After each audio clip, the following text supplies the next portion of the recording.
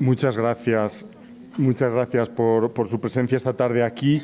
Es esta la segunda sesión del ciclo que estamos con el título Madrid, París, Roma, los escenarios neoclásicos de José de Madrazo, organizada por el Centro de Estudios del Museo del Prado con motivo de la exposición Juramentos de Papel.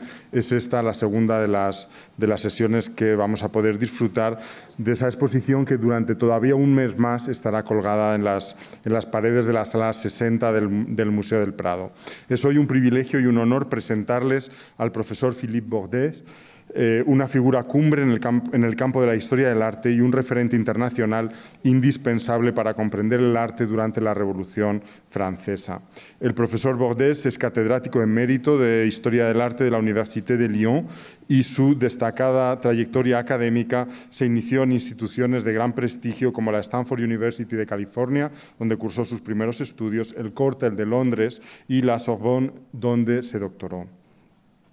Su trabajo se ha centrado en cambiar nuestra mirada sobre la vida artística durante la Revolución Francesa, demostrando su vitalidad y ofreciendo matices que nos permiten comprender la compleja riqueza del arte de esa época, especialmente en cuanto a lo que tiene que ver con la obra de Jean-Louis David, del que es uno de los más grandes especialistas, y a quien ha dedicado numerosas y renovadoras investigaciones que son hoy, en su conjunto, una referencia insoslayable. Entre sus obras más destacadas encontramos el libro Les Sermons de Jeu de Paume de Jean-Louis David, publicado en 1983, el catálogo de la exposición Empire to Exile del año 2005, y que son referencias que sin duda todos conocen, así como su recientemente publicado libro sobre el viaje del pintor a Nantes y lo que tiene que ver en su relación con la trata de esclavos, un argumento candente que cada día cobra más interés justo en el arranque de la Revolución Francesa. El profesor Bordes no es solo un académico de gran prestigio, sino también un historiador del arte con un serio compromiso con los museos. Contribuyó a la creación del Museo de la Revolución Francesa en el Castillo de Vichy, del que fue su primer director entre 1984 y 1996. En el año 2009 también colaboró con el Museo de Montpellier, quien donó un importante fondo documental sobre Alexandre Cabanel que había recibido de sus descendientes y que puso a disposición del gran proyecto de la gran exposición Cabanel que se organizó gracias a ese esfuerzo, fruto de su esfuerzo. Y ha sido el director de estudios y de investigación del INA París entre el año 2007 y el año 2010. Hoy el profesor Bordes nos hablará sobre la práctica y la enseñanza del dibujo en el estudio de David. Este tema es de gran relevancia para nosotros porque nos permite comprender mejor los procesos creativos de uno de los artistas más importantes de la Revolución Francesa y cómo sus métodos de enseñanza influyeron en la formación de otros artistas, como el propio José de Madrazo. Estamos seguros de que su presentación será de un gran interés para todos vosotros. Sin más dilación, por favor, el profesor puede comenzar.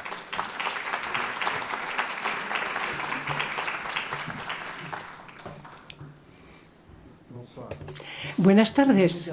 En primer lugar, quisiera decirles hasta qué punto siento no poder expresarme en su idioma. También me gustaría dar las gracias a Carlos Navarro y al Museo del Prado por su invitación a hablarles de la formación recibida por José de Madrazo en el estudio parisino de Jacques-Louis David entre 1801 y 1806. A juzgar por los dibujos actualmente expuestos en el museo. ¿Hay un problema?, pregunta el orador. ¿Que no funciona la traducción aparentemente? ¿Sí? ¿Sí funciona? Bien, de acuerdo. Muy bien, prosigamos, pues. A juzgar por los dibujos actualmente expuestos en el museo, el joven artista, nacido en 1781, habló de Madrazo, fue receptivo a la enseñanza de David, el tema del que les voy a hablar ahora.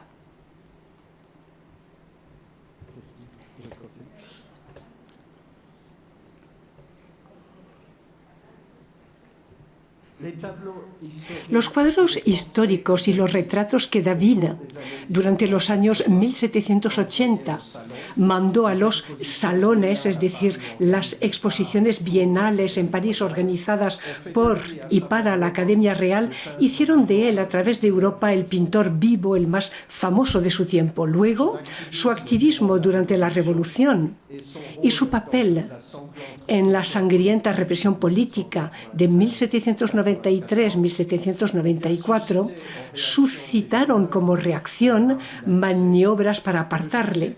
Pero el éxito público de El rapto de las Sabinas, gran lienzo cuya exposición permanente de 1799 a 1805 atrajo una multitud de visitantes de todas las clases de la sociedad. Este éxito restauró su autoridad de jefe de escuela y volvió a situarle en el centro de la vida artística parisina. Durante el Imperio, sus partidarios estimaban que la escuela francesa podía designarse, pues, como la escuela de David, por la fuerte influencia de sus obras y de su enseñanza.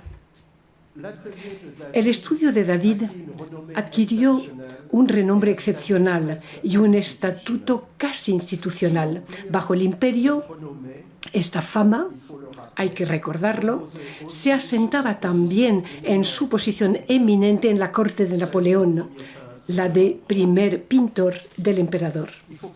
Hay que empezar hablando de la historia del estudio de David, que se transformó tantas veces como cambiaron los regímenes políticos y tantas veces como nuevas generaciones solicitaron sus consejos.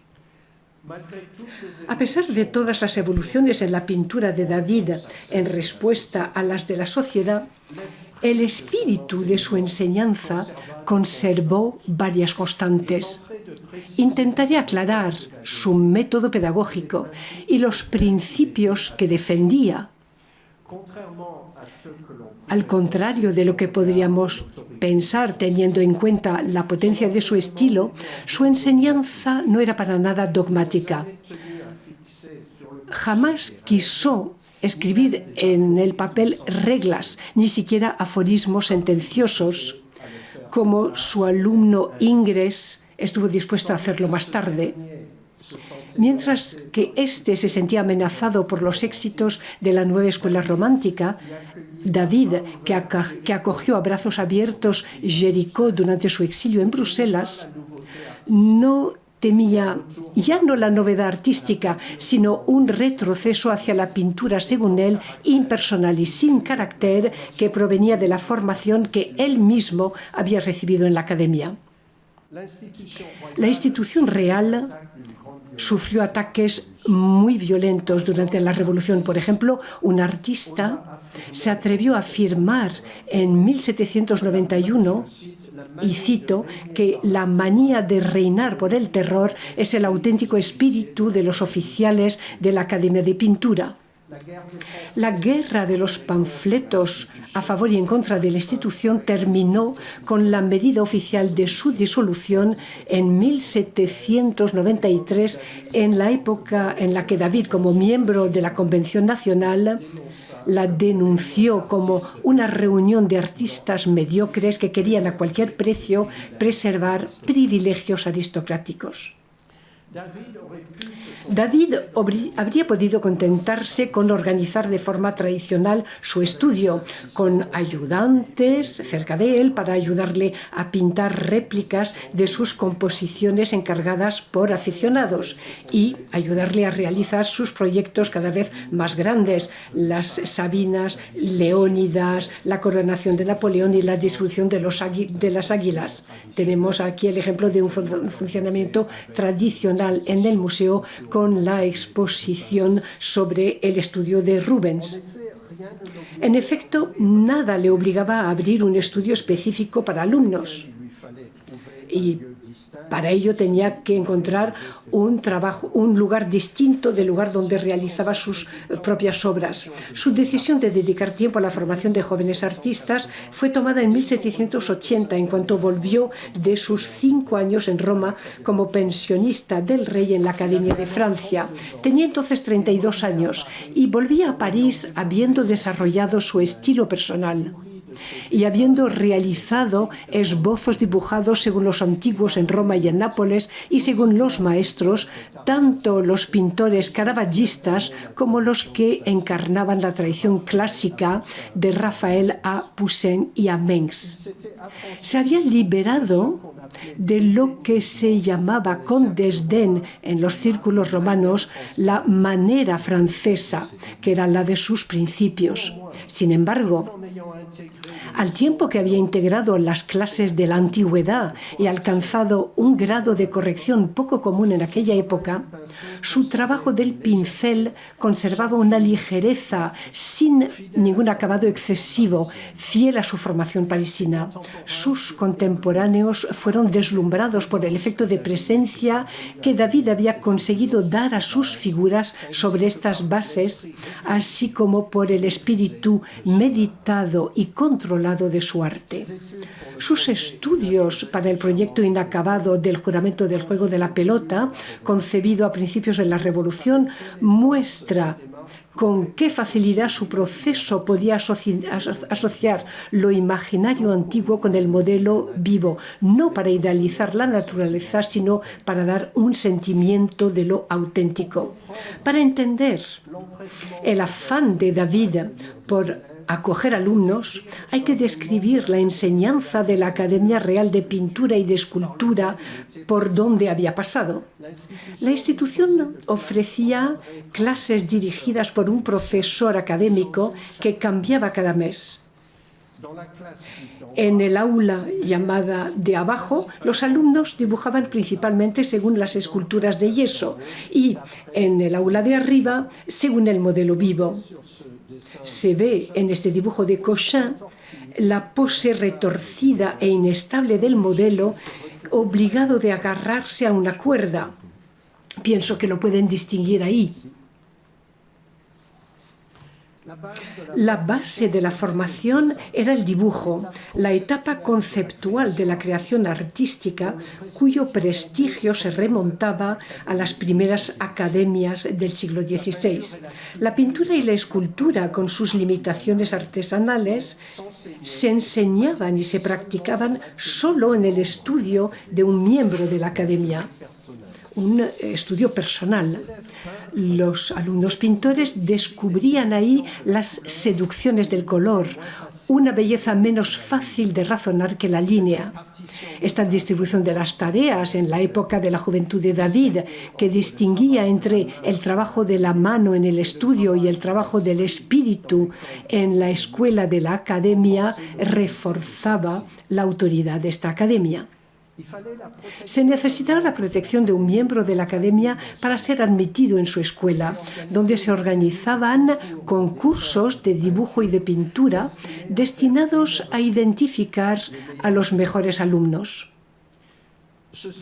Estos eran admitidos a participar al concurso más importante, es decir, el premio anual de pintura y el de escultura, que abrían la vía a una estancia en Roma y después a una cómoda carrera académica.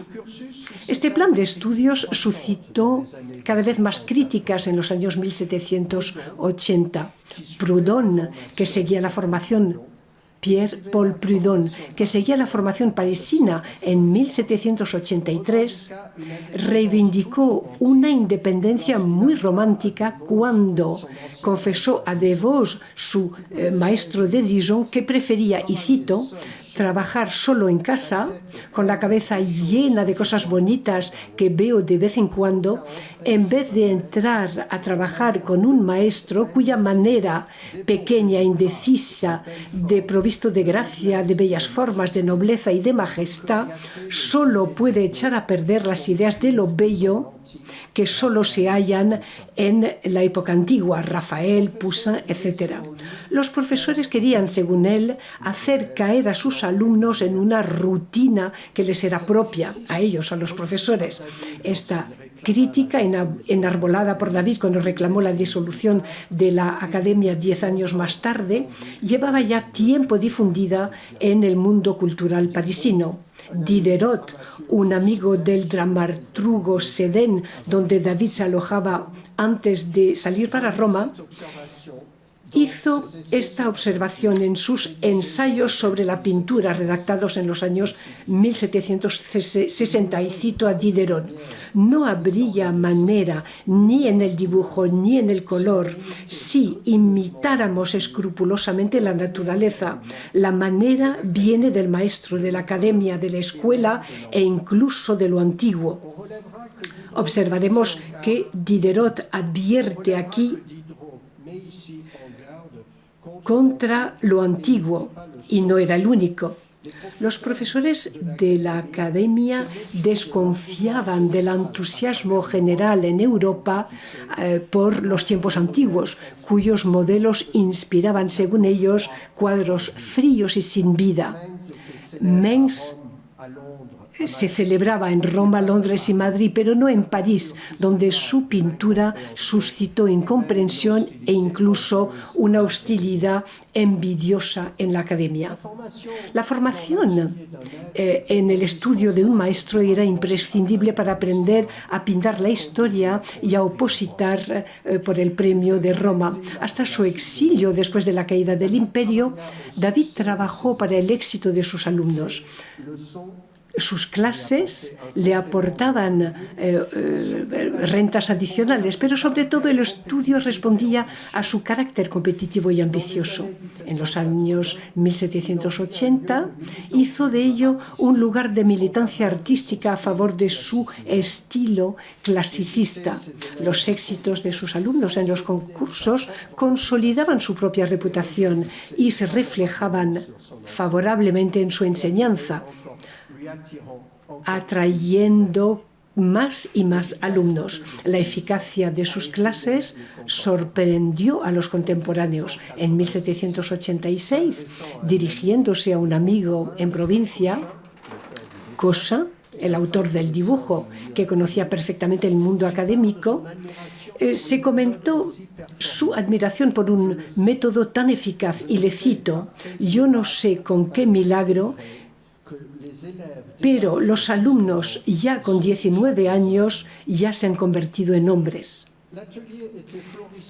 El taller florecía cuando el orden social se quebrantó por la agitación política, la convocatoria de los Estados Generales, la instauración de la Asamblea Nacional, etc. A finales de 1789, invitado a ir a Nantes para realizar encargos del municipio, David dudó si dejar durante un mes lo que más le importaba, y le cito: «una mujer, 4 hijos y un estudio montado como el mío».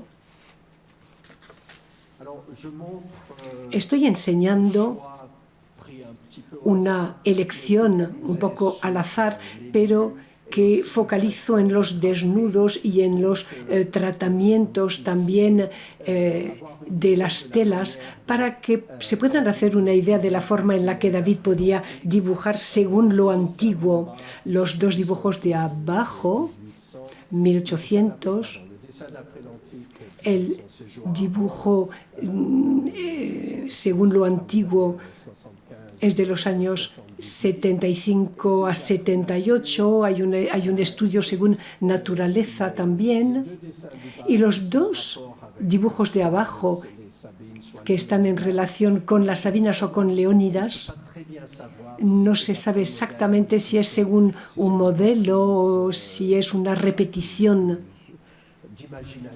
o si es fruto de la imaginación. A la derecha, no voy a hablar de este otro tema, que son las vestimentas. Hace 2 años sobre estos temas hubo una exposición muy interesante en Lyon. Estas telas subrayan el cuerpo, es decir, que volvemos al cuerpo incluso con telas, que es un tema del que no voy a hablar esta tarde.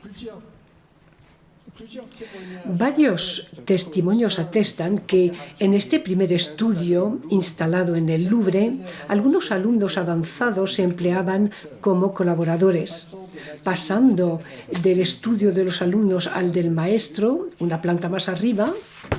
Se les encargaban trabajar sobre repeticiones y reducciones de los cuadros. Fabre sería así el autor de la reducción del Belisario, que se encuentra hoy en el Louvre, y Girodet de la reducción del juramento de los Horacios, conservado en Toledo, en Estados Unidos. Pero solo David puso su firma en los lienzos. Semejante subordinación se correspondía con el funcionamiento tradicional del estudio, que sacaba provecho del prestigio del maestro y privilegiaba sus intereses, es lo que se dice en la exposición sobre Rubens. Sin embargo, David les ahorraba las tareas serviles de intendencia. Algunos alumnos, en general los más antiguos y los menos prometedores también, se elegían para ayudar a administrar el estudio, impidiendo los alborotos de los jóvenes y colectando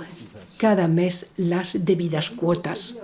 David tenía un buen nivel de cultura clásica y apreciaba encontrar lo mismo en sus alumnos. Les trataba con respeto, lo que rompía con los usos. Se preocupaba por su profesionalización, que se observa también en los demás estudios de la época. En un libro publicado en 1995, Thomas Crowe desarrolló el argumento que las relaciones de David con sus primeros alumnos, los más dotados, en particular Girodet y Drouet, fueron guiadas por un paternalismo benevolente. Se le presentaba incluso como un sustituto de padre. A pesar de algunos conflictos documentados entre alumnos, a mediados de los años 1780, el grupo compuesto por el maestro y los jóvenes fue estimulado por una reciprocidad y una proximidad que después de la Revolución fueron reemplazadas por relaciones más formalizadas. Entre sus primeros alumnos, David apreciaba en particular a Drouet, quien en 1785 le ayudó a pintar el juramento de los Horacios en Roma. Impaciente por presentar su cuadro al público parisino, se alejó con pesar de su alumno, que era pensionista de la Academia. 3 años más tarde, poco antes de la muerte prematura de su querido Drouet, David le explicó a través de un intercambio de correos cómo mejorar la composición sobre la cual trabajaba, redibujando un grupo de figuras en un sentido más conforme con el decoro del tema histórico elegido por el alumno. Es el tema que ustedes tienen en la pantalla. Mandó a Roma un croquis de una patricia romana que corrige una figura dibujada por Drouet. Aquí se ve la primera composición de Drouet, la corrección de David y después la integración de la corrección en el segundo dibujo.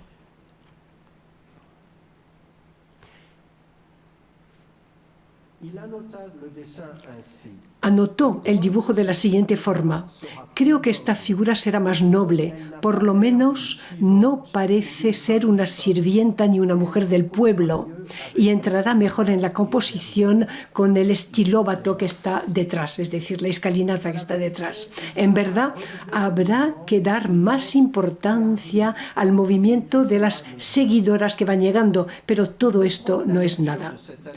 Se entiende, leyendo esta nota, que David quiere inculcar a su alumno avanzado una forma más meditada de componer una escena histórica, teniendo en cuenta el rango social de sus personajes un principio de legibilidad del tema y de conveniencia que había aprendido durante su formación académica, porque las relaciones conflictuales de David con la jerarquía de la institución no nos tienen que hacer olvidar que era el artista más logrado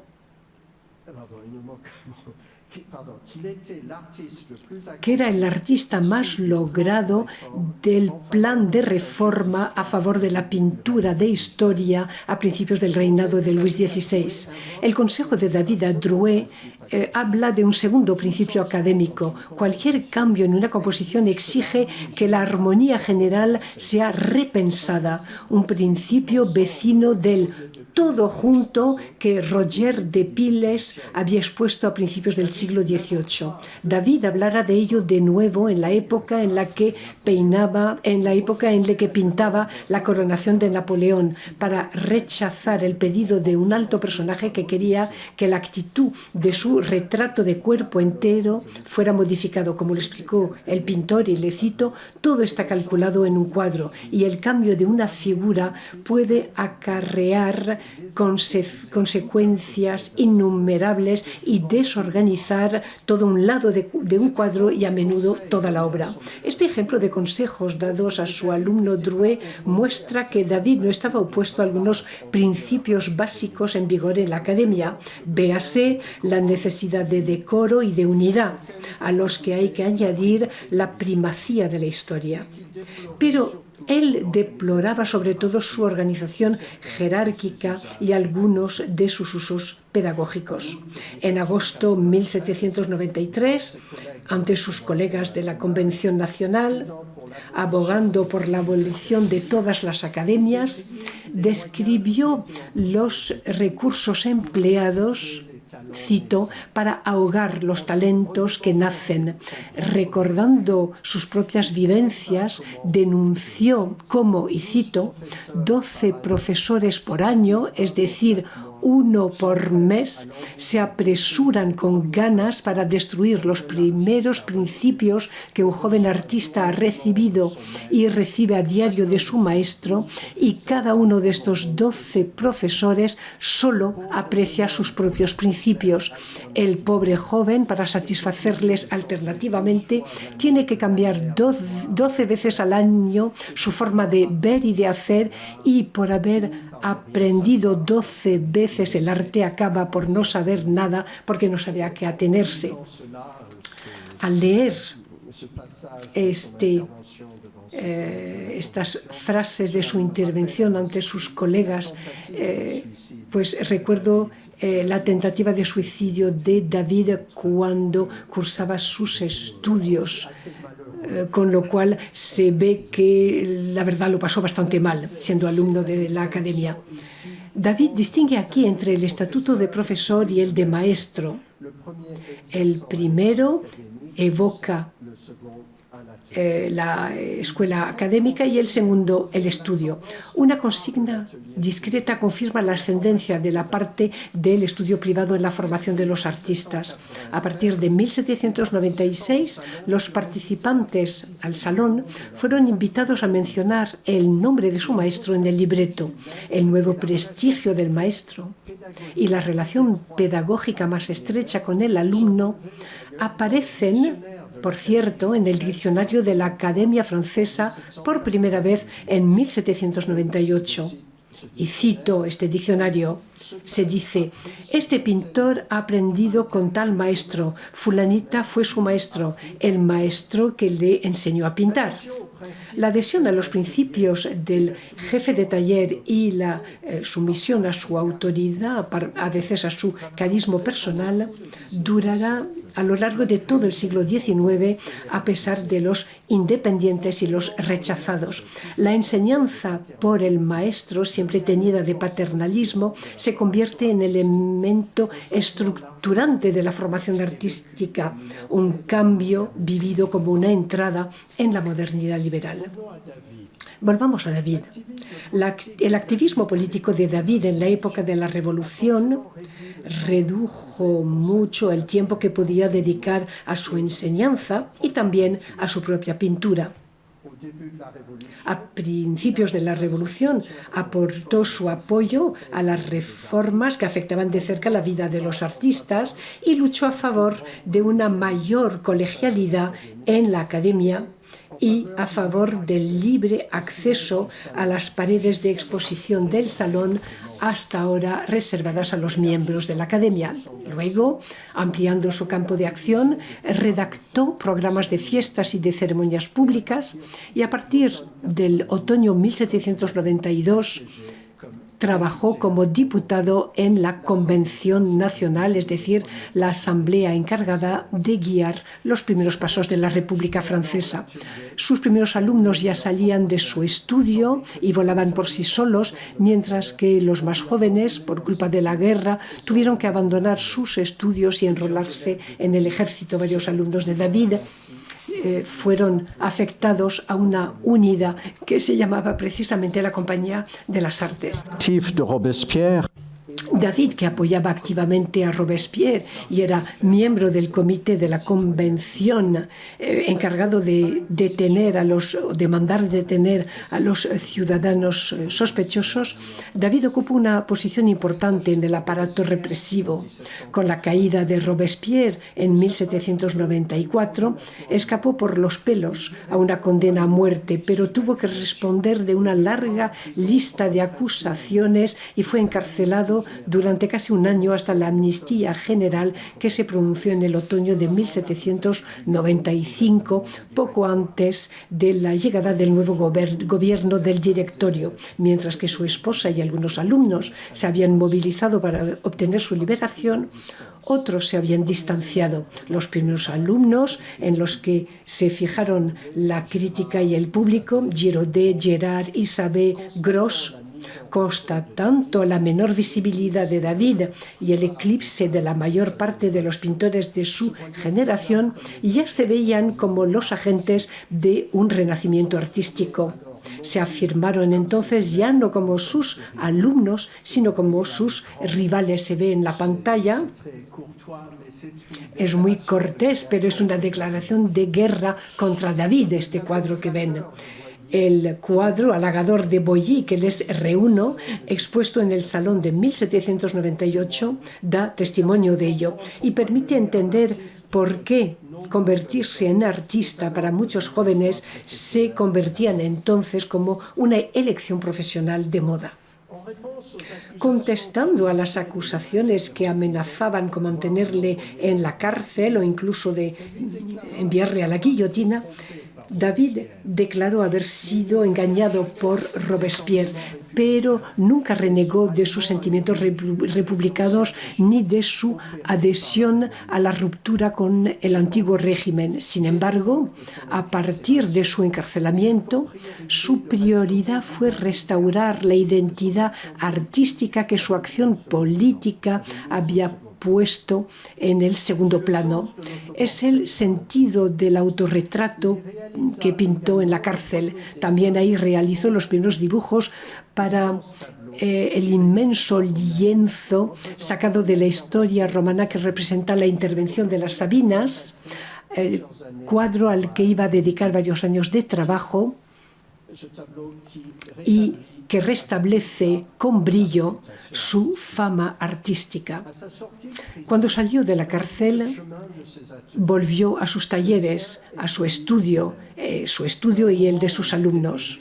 En un momento en que estaba mal visto relacionarse con él por la reacción contra los responsables de lo que había pasado a llamarse el terror, su fidelidad, la fidelidad de sus alumnos, fue para él un gran apoyo.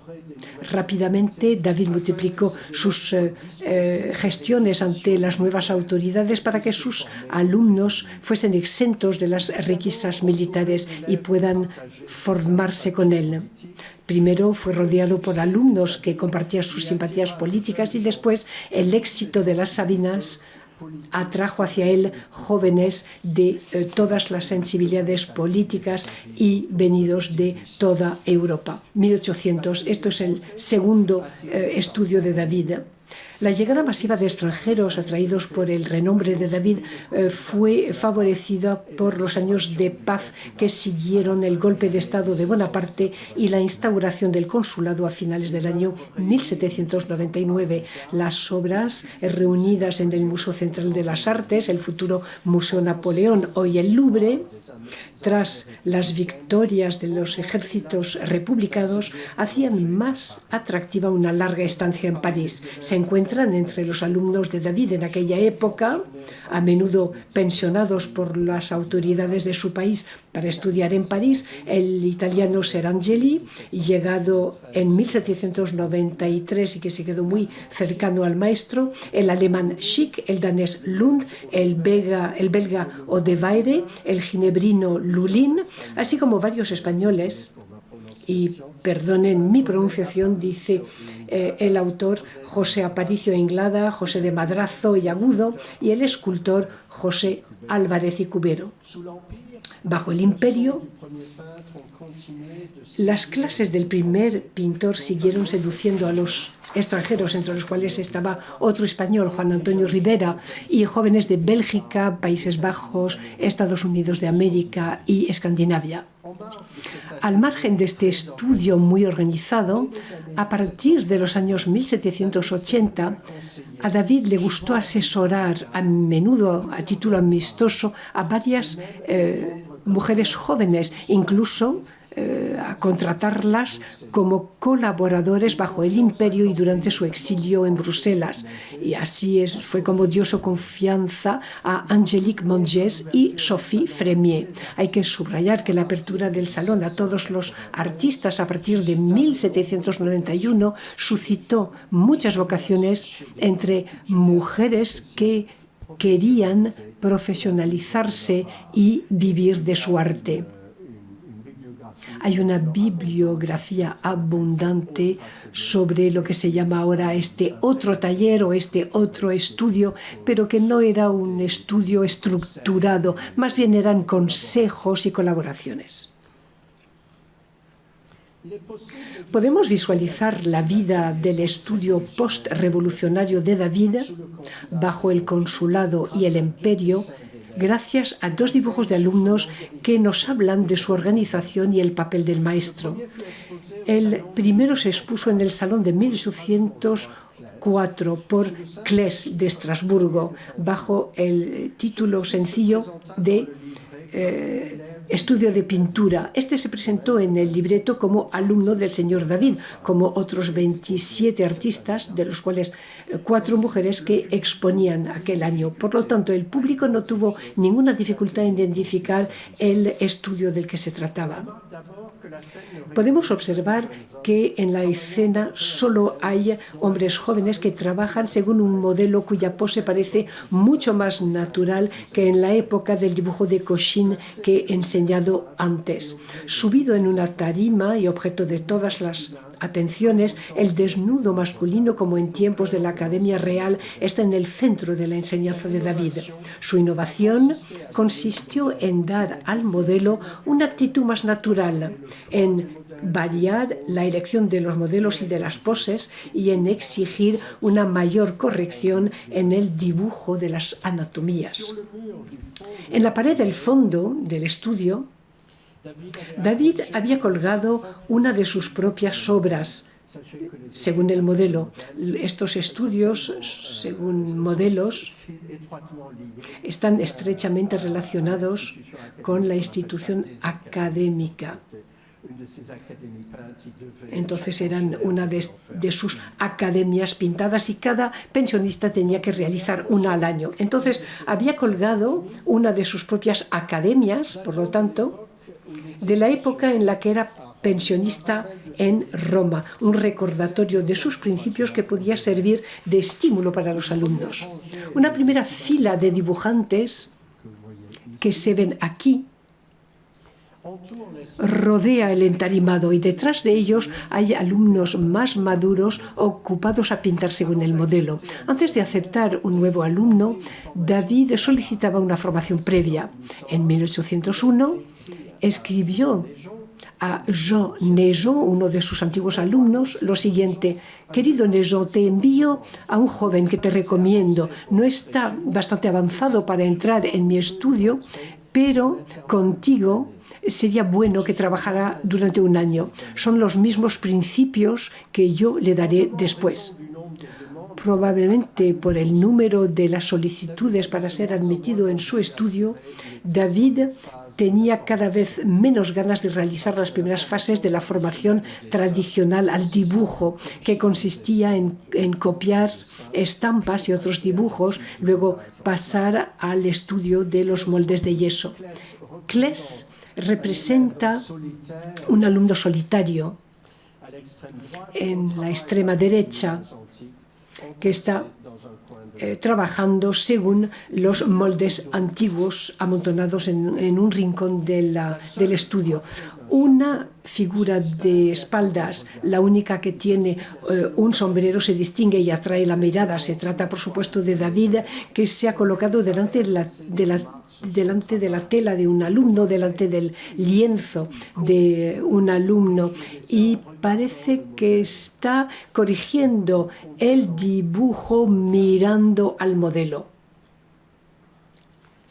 Algunos profesores de la antigua academia comentaban los dibujos de los alumnos sin referirse al modelo, estimando que lo más importante no era la exactitud de la reproducción, sino el efecto del conjunto donde la imaginación debía jugar un cierto papel.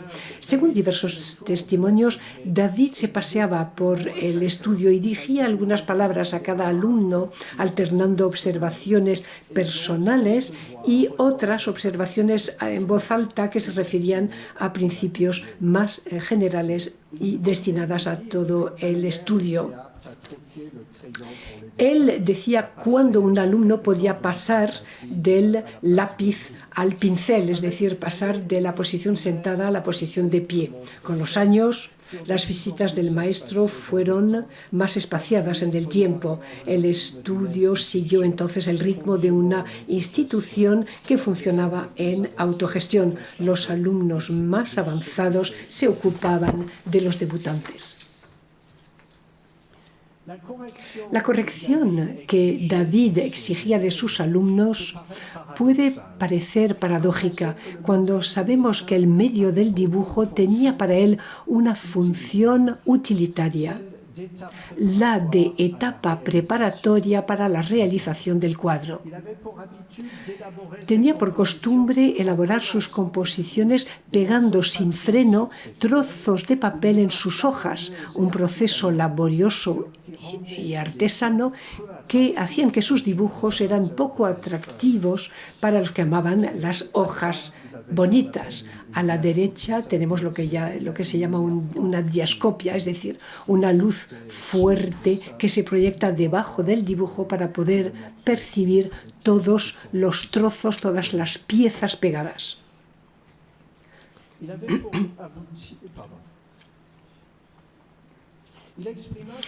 Expresó este principio de la primacía de la pintura sobre el dibujo en 1789 en una carta a su alumno Vicar, que proveía a los grabadores copias dibujadas de los cuadros de la Galería de Florencia, y le decía: ¿pinta usted de vez en cuando? La pintura no quiere que se la descuide.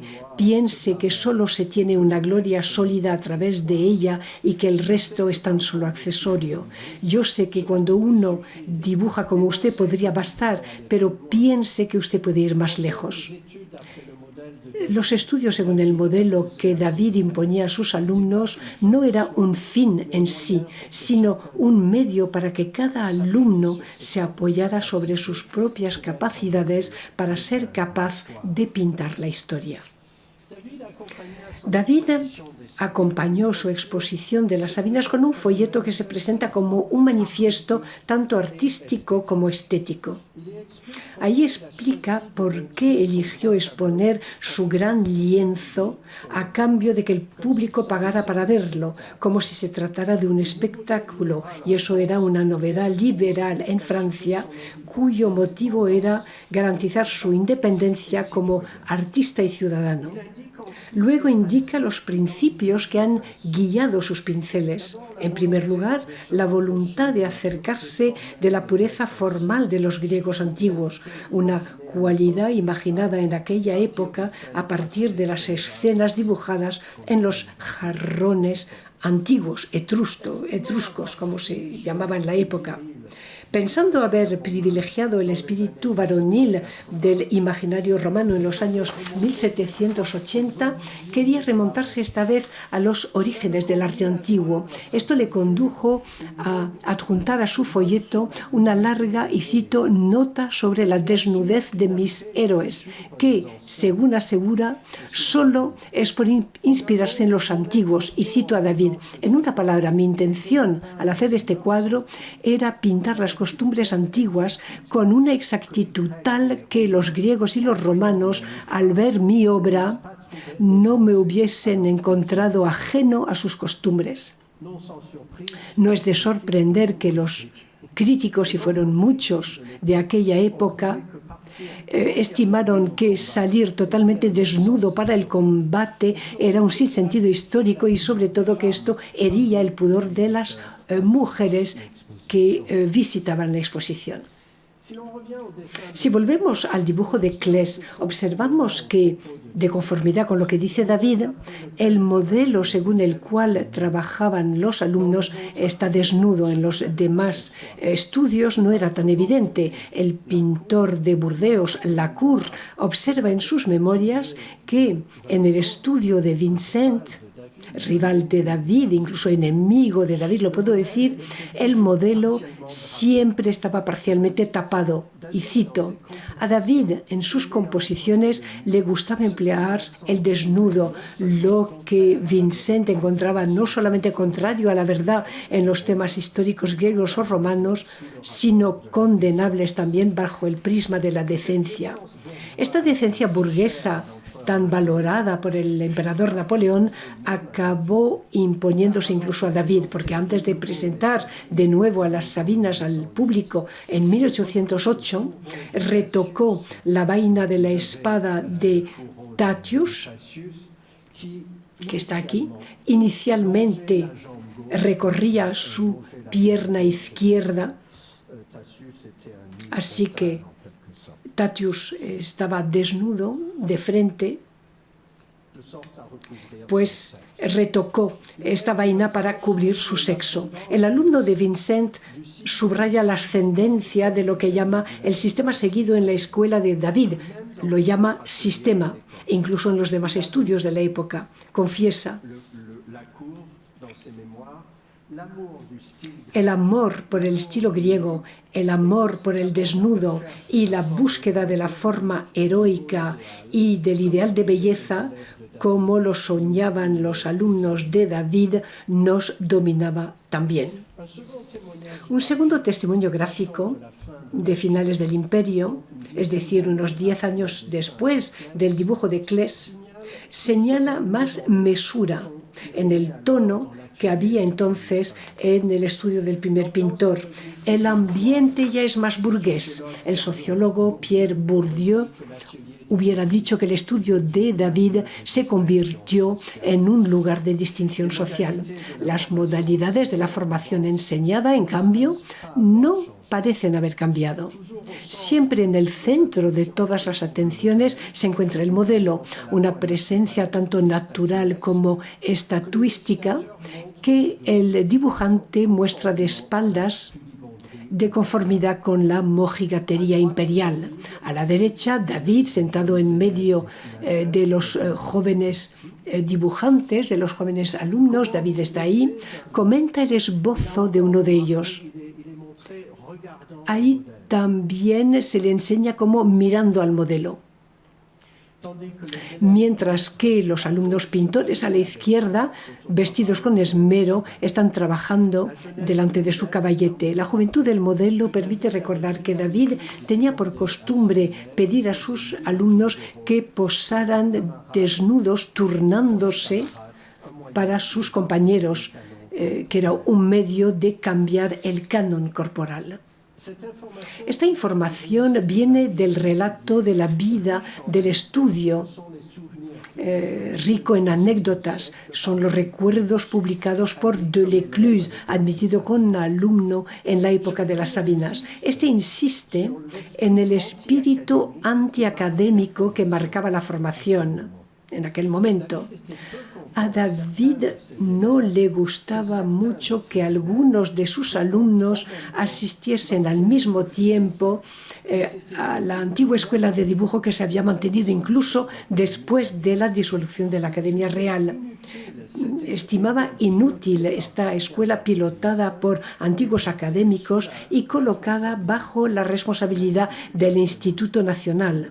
Una reunión de expertos creada por el directorio, de la que David formaba parte, pero que controlaban Vincent y sus amigos. Según Delecluze, un día David dijo a los alumnos que iban ahí, y cito a Delecluze, que ahí aprendían copiando modelos cuyos brazos iban sostenidos por cuerdas y cuyos pies estaban sujetos con trozos de madera, aprendían pues a hacer actitudes académicos y movimientos convencionales. Cuando un nuevo alumno había estudiado con Vincent o Regnault, porque cada uno dirigía un taller en París, David criticaba con virulencia estas otras formaciones y, cito, según Delecluze, esto es lo malo de recibir al principio malos principios. Hay que olvidar, desaprender, lo que es muy difícil, todas las enseñanzas que hemos recibido. Miren, sería mejor para ustedes y para 2 o 3 de sus compañeros aquí, infectados como ustedes del virus académico, que jamás hubiera tocado un lápiz. Le costará por lo menos 1 año curar este mal. Y después solamente podrá caminar por una vía adecuada. Su trabajo es bueno, demasiado bueno incluso. Su mano sabe más que su cabeza. Piensa usted después de hacer. Hay que olvidar todo lo que sabe e intentar llegar ante la naturaleza como un niño que no sabe nada. Hubiéramos podido poner estas palabras en boca de Courbet en los años 1748 o 50. El sentimiento de superioridad que tenía David y su convicción de que solo su enseñanza podía salvar la escuela francesa del declive se manifestaron en 1801 en un correo al ministro del Interior, su amigo el químico Chaptal. Enterándose de que el gobierno consular quería recuperar los espacios concedidos a varios artistas en el Louvre, se ofuscó más vivamente todavía por el hecho de que se trataba de recuperar su estudio para instalar la escuela del instituto. Su carta desvela hasta qué punto era hostil a cualquier organización académica de estudios al servicio, según sus palabras, al servicio de una vuelta al mal gusto. Y para ilustrar este paso de su carta, este trozo de su carta, les voy a enseñar una litografía bastante mal documentada, realizada justo después de la salida de David hacia Bruselas. David sale en exilio, la vuelta del mal gusto. Aquí es un pequeño maestrillo muy amanerado, se ve incluso la forma de su paleta, con esta forma como si fuera pues una roca, y luego están estos alumnos vigorosos que son más cerca de Jericó que de David, para algunos de ellos por lo menos. El principal toma la pose de Rómulo. Y aquí tenemos una caricatura de David, aquí, con su mejilla, porque tenía una deformación de la mejilla, se ve aquí una mejilla gorda. El perfil está rasgado, como lo pueden percibir. Es difícil de interpretar totalmente. pero yo pienso que los yesos antiguos entran en la lucha contra esta vuelta al antiguo régimen. Hay 3 nombres que circulan entre los alumnos que hubieran podido dibujar esto, pero no voy a entrar ahí ahora. David escribe a Chaptal: le debo someter una reflexión que la opinión pública proclama abiertamente. Aquí estamos en plena convención nacional, y es que yo solo, ciudadano ministro, yo solo valgo una academia. Los alumnos que salen a diario de mi escuela, los precios que ganan actualmente en los concursos públicos confirman bastante esta verdad. Lejos de mí cualquier modestia en un asunto de esta importancia. Se trata menos de un pequeño estudio del que me quieren expulsar que de las ganas que algunas personas tienen de volver a ver aparecer las academias. Se describe, y cito, como un artista apasionado por el progreso de las artes, todavía excitado por los innumerables combates que libró durante 20 años y que moriría desesperado si viera de nuevo el mal gusto de la pintura levantar su cabeza orgullosa. David se ve estimulado por sus enemigos. Tiene que tener enemigos. Tiene que ser ligeramente paranoico para poder avanzar. Forma parte de su actitud agonista.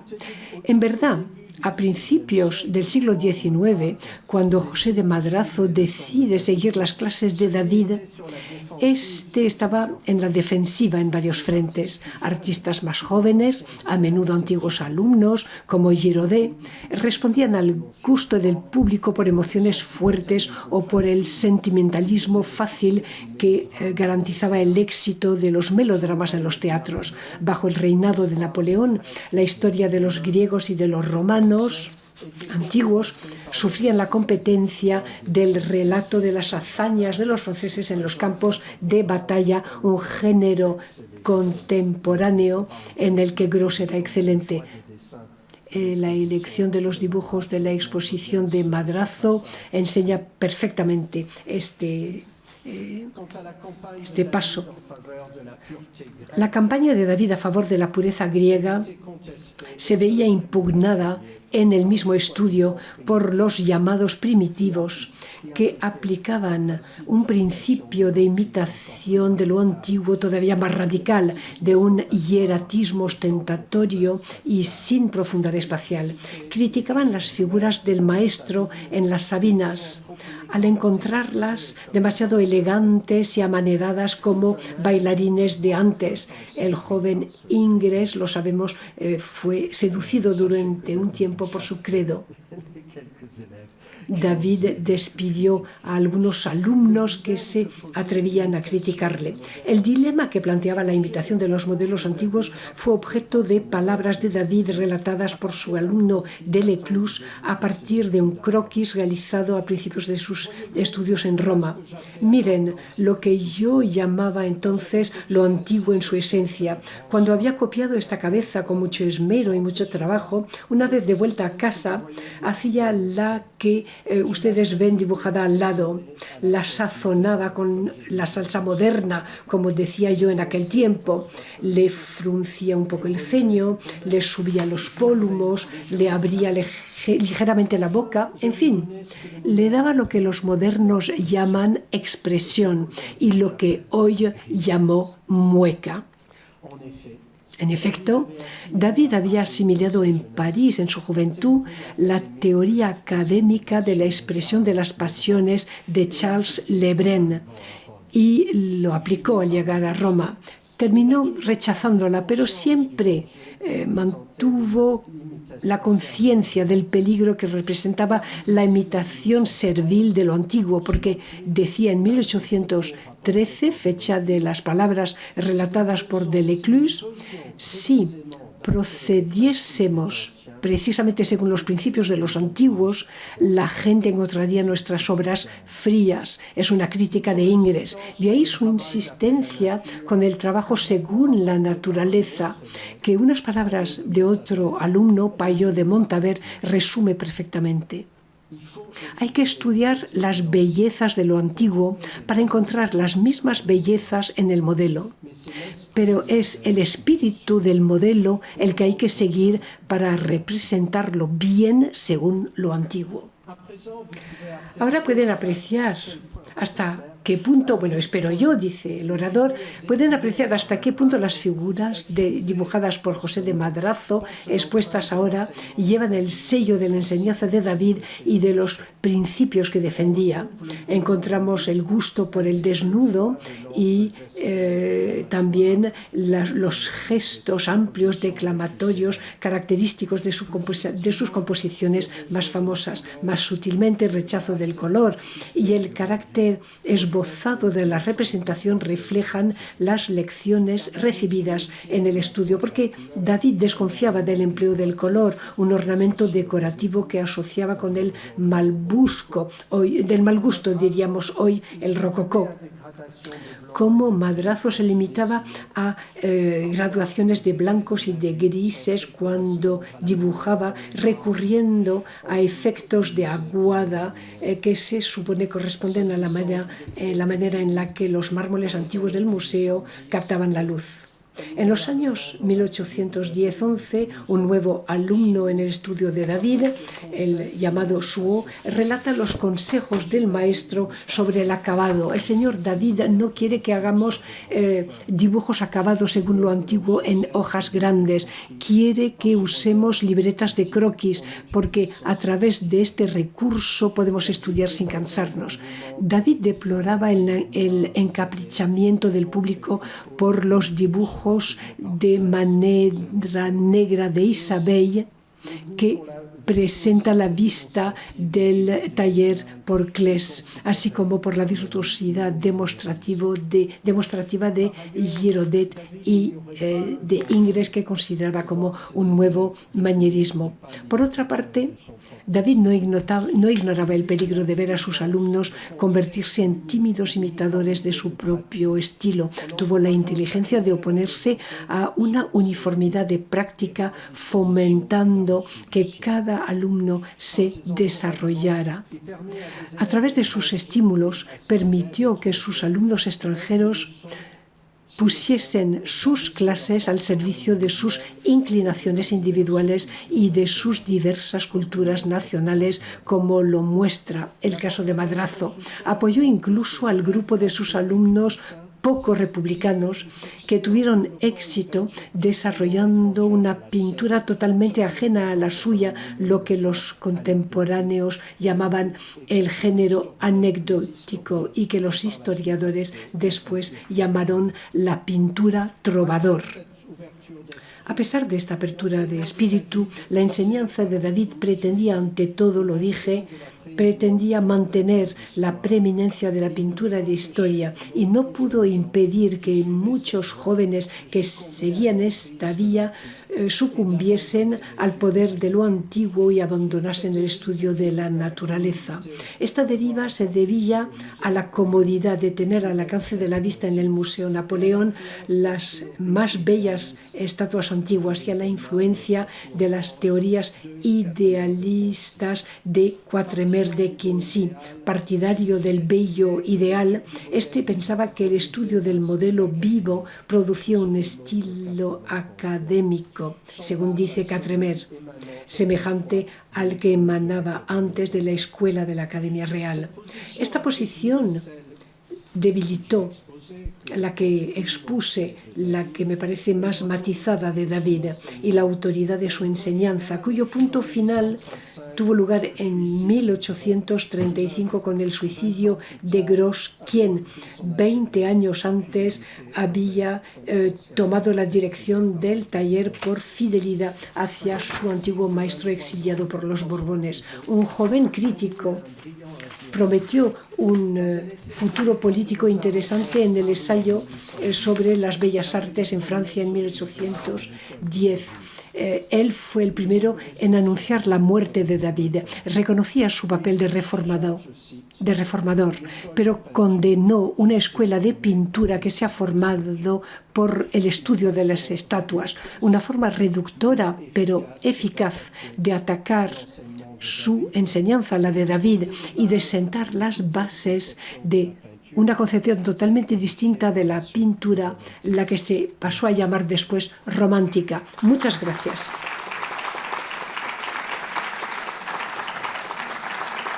Perdón.